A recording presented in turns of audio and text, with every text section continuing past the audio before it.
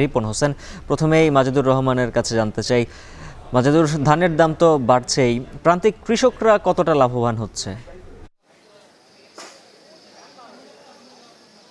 হ্যাঁ উজ্জ্বল, আজকে যে হাটটিতে আমি রয়েছি এটি একটি ধানের হাট। সকাল থেকে কিন্তু প্রচুর পরিমাণ ধানের সাধারণত এখানে সরবরাহ হয়ে থাকে, কিন্তু আজকে কিন্তু একটু অনেকটা কম। অর্থাৎ প্রায় 15 দিন থেকে 1 মাস আগ থেকে কিন্তু ধানের সরবরাহ কমতে শুরু করেছে এবং আজকে কিন্তু অনেকটাই কম। আর এই যে ধানের যে ঠিপটা দেখা যাচ্ছে এটি হলো BR-33 জাতের ধান। এ ধানটি 1150 টাকা দর ছিল প্রায় 2 মাস আগে, অর্থাৎ মার্চ এপ্রিলের দামটা ছিল এপ্রিল মেতে দামটা ছিল এরকম। আর আজকে কিন্তু সেই ধানের দামটাই কিন্তু 1320 টাকা করে আজকে কেনা বেচা হয়েছে। সেক্ষেত্রে বলা যায় যে এখানে চিকন যে ধানটি, সে ধানটি কিন্তু 1400 1450 টাকা এখানে বেচা কেনা হচ্ছে, বিশেষ করে জিরা এবং কাটারি জাতের যে ধানটি।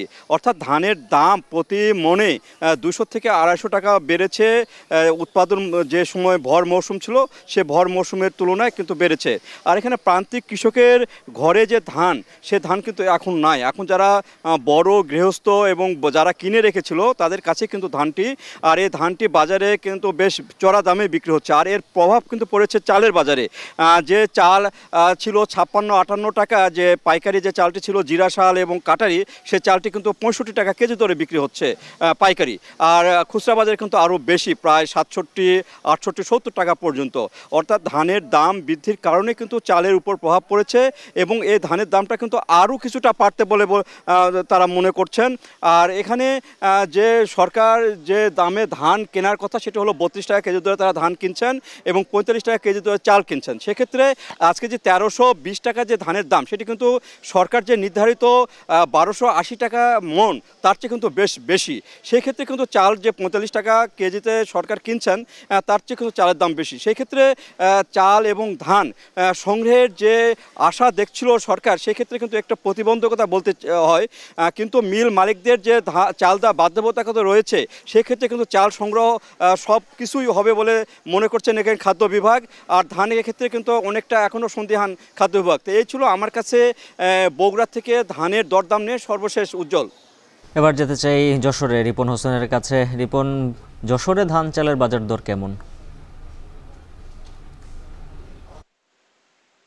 ধানের যে বাজার ঊর্ধ্বমুখী, তার প্রভাব চালের বাজারে পড়েছে। আমরা আজকের বাজারে দেখছি যে বাসমতি যে চাউলটি রয়েছে সেটি 84 থেকে 85 টাকা বিক্রি হচ্ছে, যেটি এর আগে আমরা দেখেছি যে 80 টাকা বিক্রি হচ্ছে, অর্থাৎ এক সপ্তাহ আগে 80 টাকা বিক্রি হচ্ছিল।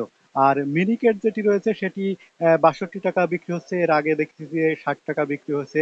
পাইজাম যে চাউলটি রয়েছে সেটি 56 টাকা বিক্রি হচ্ছে, এক সপ্তাহ আগে যেটি ছিল 52 টাকা।